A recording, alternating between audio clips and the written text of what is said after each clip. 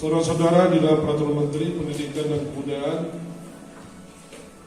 Nomor 32 Tahun 2018 tentang standar teknis pelayanan minimal pendidikan mengatur ketentuan mengenai jenis dan mutu pelayanan dasar pendidikan yang merupakan urusan pemerintahan wajib yang berhak dimulai setiap peserta didik secara minimal. Akhirnya dengan mengharapkan ridho Allah Subhanahu wa taala